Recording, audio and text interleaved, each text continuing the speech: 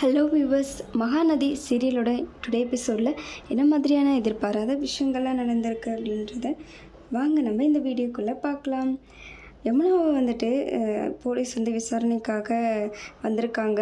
ஏன்னா அவங்க வந்து சூசைட் பண்ணிக்கிட்டேன் அப்படின்றதுனால யமுனா கிட்ட வந்துட்டு, இங்கே பாருமா, நீ எதுக்காக வந்துட்டு சூசைட் அட்டன் பண்ண, அதுக்கப்புறம் யார் வந்து அந்த இடத்துல ஸ்பாட்டில் இருந்தது, எப்படி நீ வந்து இங்கே ஹாஸ்பிட்டலுக்கு வந்த அப்படின்னு சொல்லிட்டு 1008 கேள்வி கேட்குறாங்க. அதனால் யமுனா இருந்துட்டு நிவினை பார்க்குறாங்க. நிவின் இருந்துட்டு, நான் தான் சார் காப்பாற்றினேன் யமுனாவை அப்படின்றாங்க. ஓ அப்படியே, நீ தானா, எப்படி நீ அங்கே வந்து போனேன், உனக்கு எப்படி தெரியும் அப்படின்னு சொல்லிட்டு கேள்வி மேலே கேள்வி கேட்கறதுனால விஜய் இருந்துட்டு, சார் ஒரு நிமிஷம் வெளியே வாங்க அப்படின்னு சொல்லி கூப்பிட்றாரு. போலீஸ்கிட்ட போயிட்டு விஜய் வந்து ஏதோ ஒன்று பேசி அமுச்சு வைக்கிறாரு. சரிப்பா, நாங்கள் பார்த்துக்குறோம், நாங்கள் கிளம்புறோம் அப்படின்னு சொல்லிட்டு கிளம்பி போகிறாரு. யமுனா இருந்துட்டு ஒரு பக்கம் ஃபீல் பண்ணிகிட்டே இருக்காங்க. காவேரி வந்து என்னாச்சு, எப்படி எதனால் வந்துட்டு அவர் எதுவுமே சொல்லாமல் போயிட்டாருன்றாங்க. அதெல்லாம் நான் பார்த்துக்கிறேன், பேசுகிற மாதிரி பேசினா அவர்லாம் கரெக்ட் ஆகிடுவார் அப்படின்றாங்க. அதுக்கப்புறம் காவேரியோட அம்மா வந்துட்டு கால் பண்ணுறாங்க. எங்கள் அம்மா இருந்துட்டு வர கால் பண்ணிகிட்டே இருக்காங்க. இன்றைக்கி காலையில் வரோன்னு சொல்லியிருந்தோம், ஆனால் என்ன பண்ணுறதுங்க, நாளைக்கு தான் வந்துட்டு டிஸ்சார்ஜ் சொல்லியிருக்காருன்றாங்க. நீ பேசு பார்த்துக்கலாம் அப்படின்னு சொல்லிட்டு அட்டன் பண்ணி பேசுகிறாங்க. அம்மா என்னாச்சுமான்றாங்க. ஏய், அவள் எங்கே போயிட்டா யமுனா, நீ அவளை எங்கிட்டே இருக்கீங்க, வீட்டுக்கு வரேன்னு சொல்லிட்டு இன்னும் வராமல் இருக்கீங்களேன்றாங்க. அம்மா அது வந்துடும்மா, நீ கவலைப்படாத அப்படின்றாங்க. இவ்வளோ நேரம் என்னடி பண்ணிகிட்ருக்கீங்க, அவளை வேணால் மட்டும் நீ அமுச்சு போய் நீயும் விஜய் தம்பி அங்கேயே இருங்கன்றாங்க. அதுக்கப்புறம் விஜய் இருந்துட்டு பேசுகிறாங்க.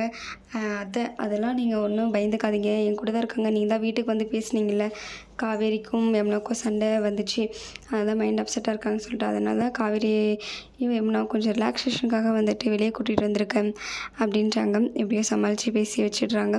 எனக்கெல்லாம் உரிமை இல்லையா, நான் வந்து யமுனாவை கூட்டிகிட்டு போகக்கூடாதா, உங்களுக்கு இல்லாத உரிமையை தம்பி, நீங்கள் பார்த்து பத்திரமா கூட்டிகிட்டு வாங்க அப்படின்னு சொல்லிட்டு வச்சுறாங்க. இப்படி பேசணும் காவேரி, உனக்கு எதுவுமே தெரியல அப்படின்றாங்க. அதுக்கப்புறம் நிவின் கிட்டே போயிட்டு, நிவின் எல்லாம் எனக்கு தெரிஞ்சிருச்சு, நிவின் எதுக்காக யமுனா வந்துட்டு சூசைட் பண்ணா அப்படின்ட்டு எல்லாம் தெரிஞ்சிருச்சு அப்படின்றாங்க. அது எனக்கு தெரியும், லவ் பண்ணுறான்னு தெரியும், ஆனால் உங்களை தான் லவ் பண்ண நினச்சி கூட பார்க்கவே இல்லை, இந்தளவுக்கு சூசைட் அட்டன் பண்ணுற அப்படின்னா நீங்கள் அப்படி என்ன பண்ணீங்க அவளை அப்படின்னு சொல்லிட்டு நிவின் கிட்ட வந்து விஜய் கேட்குறாங்க. நிவின் இருந்துட்டு, இங்கே பாருங்கள், தவறாத வேலையை நீங்கள் பண்ணாதீங்க, நான் யமுனோட லவ் வந்துட்டு ஒன் சைட் மட்டும்தான், நானாக வந்துட்டு எதுவுமே அவன்கிட்ட ஹோப் கொடுக்கவே கிடையாது. இல்லையே, நீங்கள் பண்ணுறதை பார்த்தா எதுவும் சரியாக படலேன்றாங்க.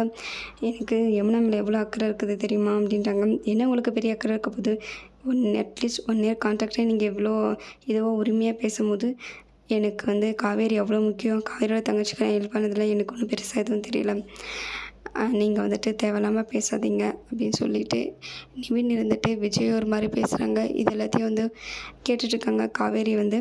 அதுக்கப்புறம் நிவின் இருந்துட்டு, என்ன விஜய் ப்ரோ, நீங்கள் ஃபஸ்ட்டு உங்கள் வேலையை மட்டும் பாருங்கள், யமுனா வந்துட்டு எப்படி திருத்தி கொண்டு வரணும்னு எனக்கு தெரியும், ஃபஸ்ட்டு உங்கள் ஒர்க்கை போட்டு பாருங்கள் அப்படின்னு சொல்கிறாங்க. ரொம்பவே ஃபேஸில் அடித்த மாதிரி. இதோட இந்த எபிசோடு முடிச்சிருக்காங்க. Thank you viewers.